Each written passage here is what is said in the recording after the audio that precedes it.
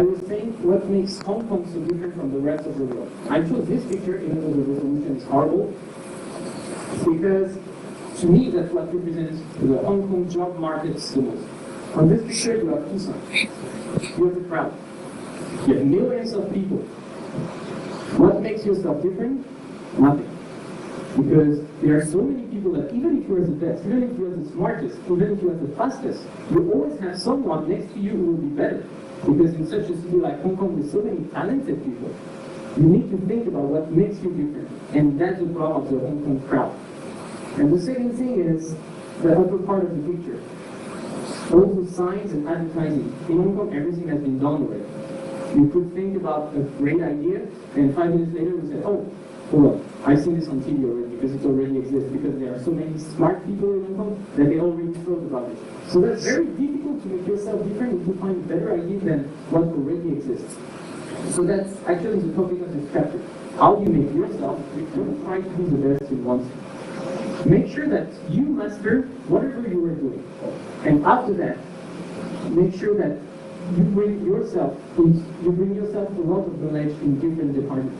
That was actually the reason for which at the beginning I asked you who is actually interested in working in web marketing. And I saw that 80% of you are not going to work in web marketing later on. That's very interesting. It means that you are interested in something in which you are not working, that you are just bringing extra value to your actual knowledge. And that's exactly what makes you different from other people once you come on the market. You know what you're doing, but you don't work with that. Now that we have seen quickly how to make yourself different, the question is how to make your work different. Because web marketing is only about that. If you make the same marketing campaign as Coca-Cola, well, you will just be second your whole life. If you make the same advertising as Nike, well, Nike did it already. That won't impress anyone. So how do you make yourself so different, and how do you make your work so different that people will say, wow, I've never seen that before. That is great. And there's one thing you need to remember is be creative, use the right tools, and use empathy. With those three things, we're sure you're going to be very successful in whatever web advertising campaign you might have. Okay. Google AdWords. Again, use two. That's exactly the same as with the keywords. You cannot use general standard keywords because it's not working. You have to find what actually suits your website for that. So, Google AdWords, non-graphic ads. Facebook, graphic ads. Now, here is what Google AdWords looks like when you're trying to register. The concept is that if you register with Google AdWords, you're going to appear on Google results. So, what it basically means, if you try to go behind, is that people who are typing soap, for example, want to look for soap, then they will find you. On the other hand, on Facebook, if people who are interested in soap, that's French people, who will find you. It doesn't mean they were looking for you, but they will find you because they are interested. So that's already very different. Do you want people to find you because they are looking for something similar? Or do you want people to find you because they already like the kind of product in the first place? And that's how you define whether you want to use Google or Facebook or any other platform. Just do it. And that's absolutely not whether you prefer Google or Facebook. Target on keywords, that's for Google. Give people what they are looking for. Target on people's profile, that is for Facebook. Gives people what they like. So think about it. Then once you define it, then you know which platform is the best for you. And maybe none of them is better for you. Maybe you should use something more local. Maybe Facebook is too much of an international platform. Maybe you are targeting the Chinese market, in which Facebook will just make no sense. And maybe you should use some more local market. Countries like China or India, they have their own personal network and platform which are much more than Facebook. And that's the first thing you need to do. As I said before, I'm actually working at an international company. And in the past, I worked with some marketing manager who told me, well, we're going to choose one platform and we will use it for the whole world. We are currently selling our product in 80 or 84 countries in the world. And there's one thing we need to know is that no platform, even not Google, is going to work the same in 83 different countries. That's just not possible because people are different. So that's for you to find what you want to use depending on the customers and depending on the different markets. And the final thing is Google, even though since November last year they have Google Plus, they don't have much information about their users. Facebook has much better information about their users, so the filters are much better if you need to talk to specific people. And what I love about Facebook is the ability that when you're creating advertising, you know actually exactly the number of people you're going to be able to. Okay.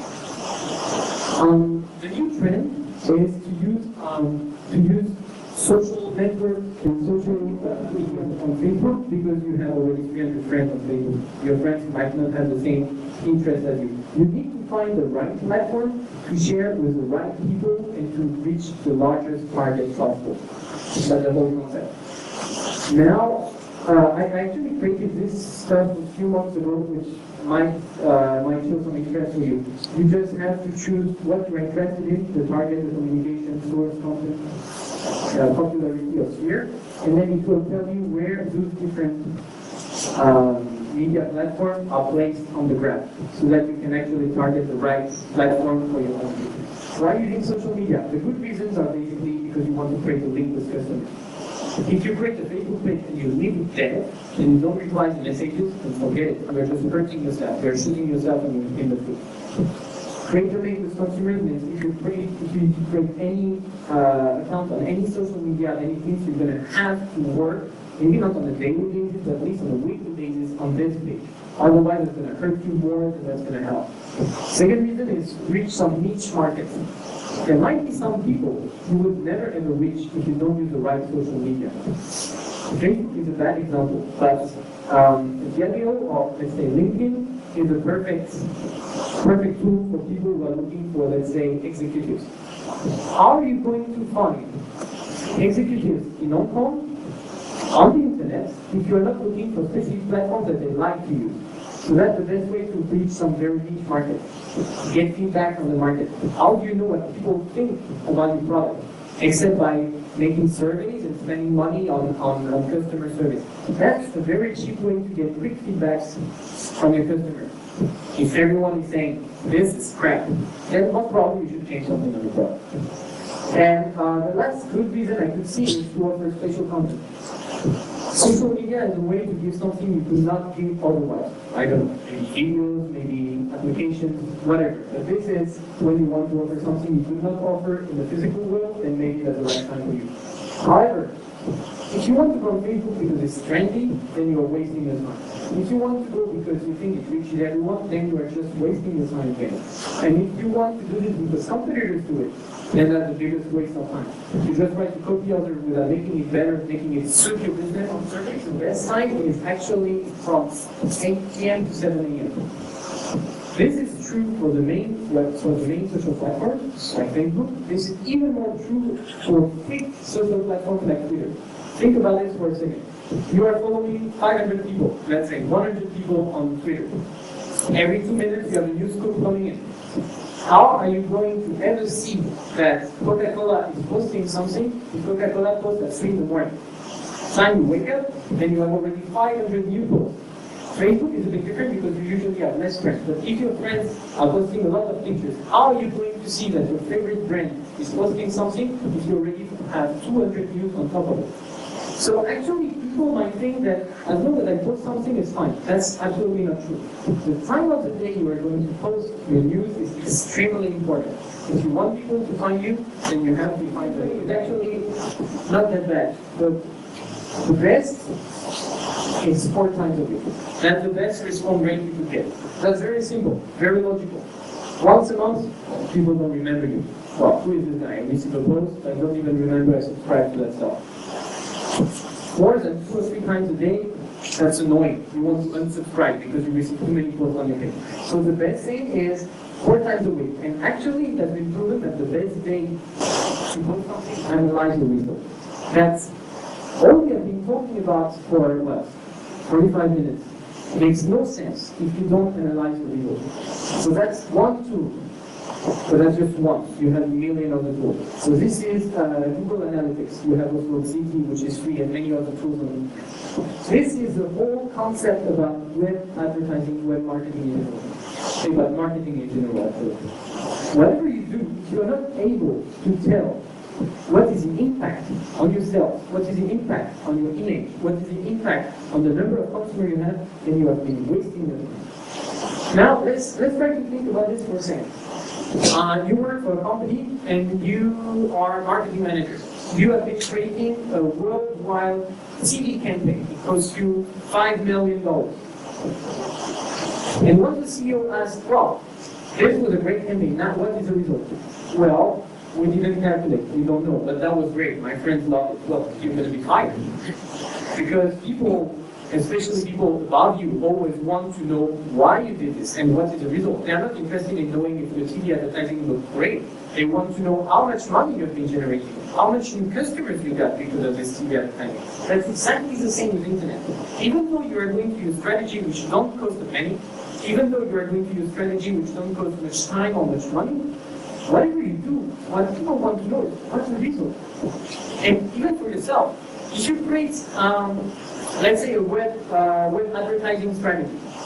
You are paying, today we were saying pay-per-click, right? So you are having, for example, banners, and you are paying $100 a month to have some advertising. If you don't check at the end of the month, where your customers come from, where your visitors come from, and what was the result of this campaign, you're going to do it again next month. But maybe that was a waste of time. Or maybe you're going to give up next month, knowing that you had great results.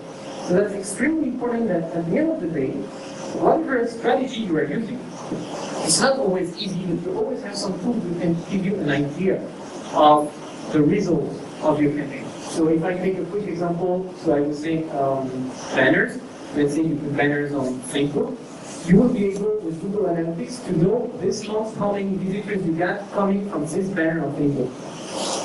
If it's 5 people in a month and you have paid $100, well, you make the calculation, $20 per person, knowing that they just come on the website and they didn't purchase anything, maybe you have been wasting your money. Now, if $100, you get 500 new visitors out of those 500, 20 of them have been purchasing the product, well, then that's a different story. So it's not just about getting the analytics and saying, well, the curve is good, I'm happy, my boss will be happy too. It's about trying to extract the right information to see how much money you have been making with it. What is the conversion rate? Conversion rate, when you're talking about websites, is basically out of the number of people coming on your website, how many of them have been doing an action, subscribing to the newsletter, buying your product? How many people, because of your campaign, have been doing something on your website? And that's what advertising